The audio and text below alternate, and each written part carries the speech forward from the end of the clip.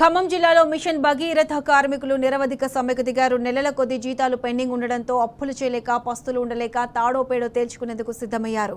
అధికారుల చుట్టూ, ప్రభుత్వ పెద్దల చుట్టూ తిరిగి విసిగిపోయి ధర్మ పోరాటం చేపట్టారు. వైరా, పాలేరు సెగ్మెంట్ పరిధిలోని కార్మికులు విధులు బహిష్కరించి వైరాలో ఆందోళన చేపట్టారు. మిషన్ భగీరథ కార్మికులకు గత 4 నెలలుగా, సబ్ స్టేషన్ ఆపరేటర్లకు 12 నెలలుగా జీతాలు ఇవ్వాల్సి ఉందని కార్మికులు వాపోయారు.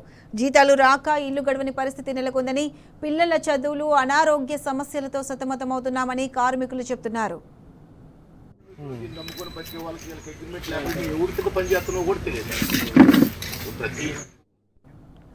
కార్మికులు విధులు బహిష్కరించడంతో 18 మండలాలకు నీటి సరఫరా బంద్ అయింది. దీంతో జిల్లా కలెక్టర్ రంగంలోకి దిగి కార్మికులతో మాట్లాడేందుకు పోలీసులను పంపించింది. ధర్నా వద్దకు చేరుకున్న వైరా పోలీసులు కార్మికులతో చర్చలు జరుపుతున్నారు. ఆందోళన విరమించాలని సూచిస్తున్నారు. అయితే కార్మికులు మాత్రం ధర్నా విషయంలో రాజీ పడేది లేదని తేల్చి చెబుతున్నారు. తమ పెండింగ్ వేతనాలు వెంటనే చెల్లించాలని డిమాండ్ చేస్తున్నారు.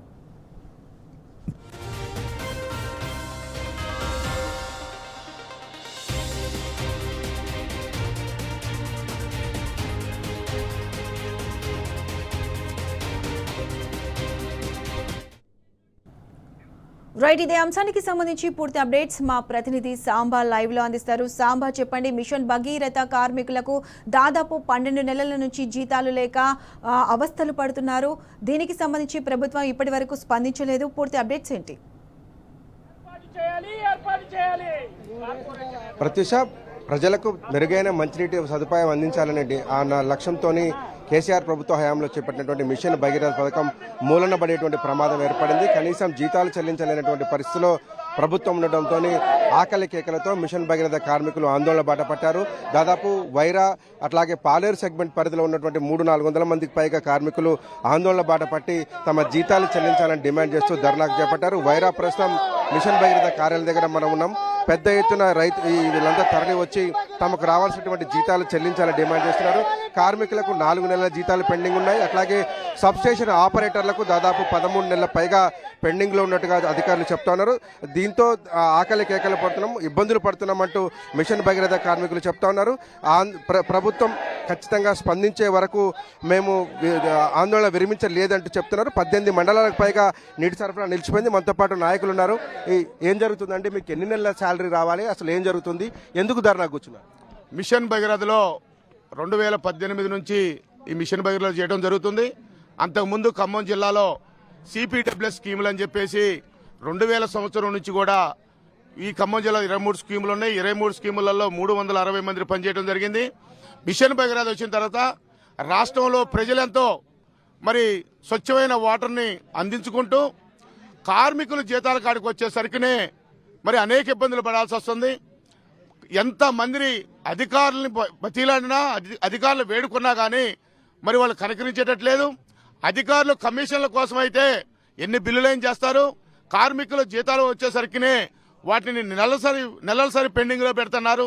మరి అనేక సార్లు మేము రిప్రజెంటేషన్ ఇవ్వడం జరిగింది, అధికారులు బతిలాడటం జరిగింది.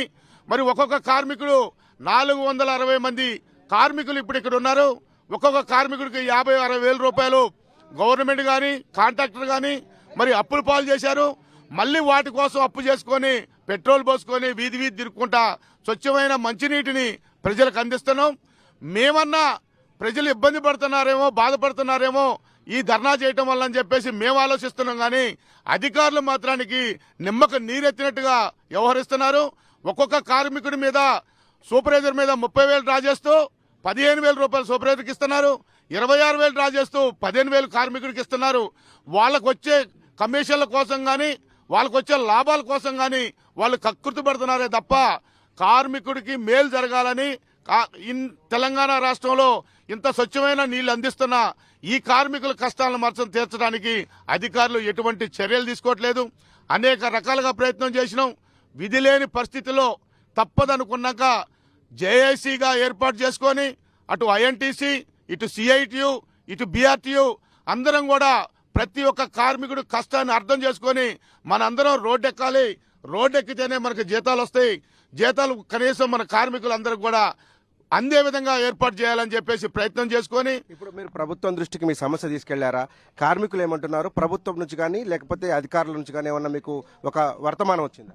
అది ఎల్ఎన్టీ కంపెనీకి గత 15 రోజుల క్రితం తాళం వేయడం జరిగింది. వారం రోజుల పాటు తాళం వేసినా కానీ అక్కడి నుంచి చలనం లేదు. అక్కడి నుంచి పోయిన నెల 10వ తారీఖు ఈ నెల 10వ తారీఖు నాడు ఎస్సీ ఛాంబర్లో పెద్ద ఎత్తున మీటింగ్ జరిగింది 100 మంది కార్మికుల సమక్షంలో.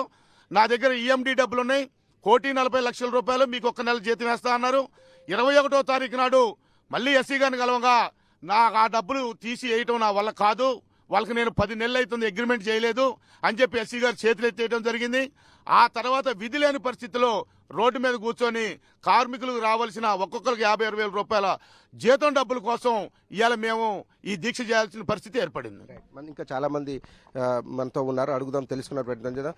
ఎన్ని నెలల జీతాలు రావాలి? ప్రభుత్వం మీరు స్పష్టంగా ఏం డిమాండ్ చేస్తున్నారు? మీ సమస్యకు సంబంధించిన డిమాండ్ ఏంటి? సార్, మాకు గత 3 నెలలుగా జీతాలు వేతనాలు అనేది మాకు అందటం లేదు.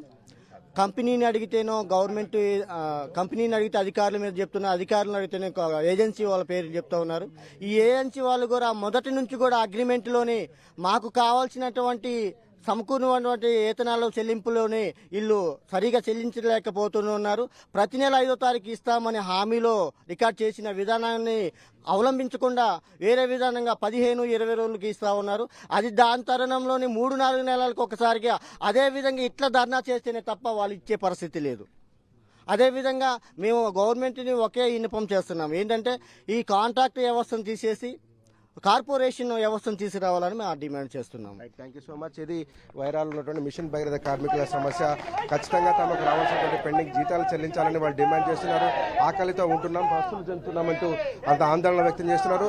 ఖచ్చితంగా ప్రభుత్వం ఈ ఏజెన్సీ వ్యవస్థను రద్దు చేసి కార్పొరేషన్ వ్యవస్థను తీసుకురావాలని, పెండింగ్లో ఉన్నటువంటి తమ జీతాలు చెల్లించి ఆకలి కేకల నుంచి విముక్తి చేయాలని చెప్పి వాళ్ళు డిమాండ్ చేస్తున్నారు. ఏజెన్సీల కమిషన్ల కోసం అయితేనే పనిచేస్తున్నారు తప్ప తమకు రావాల్సినటువంటి న్యాయమైనటువంటి జీతాల చెల్లింపుల విషయంలో అధికారులు కావచ్చు, ప్రభుత్వం కావచ్చు నిర్లక్ష్యంగా వ్యవహరిస్తుందని చెప్పి వాళ్ళంతా ఆందోళన వ్యక్తం చేస్తున్నారు. ఖచ్చితంగా జీతాల చెల్లింపు మీద ఒక స్పష్టమైనటువంటి హామీ వచ్చే వరకు ఆందోళన విరమించలేదని చెప్తున్నారు. ప్రత్యూష.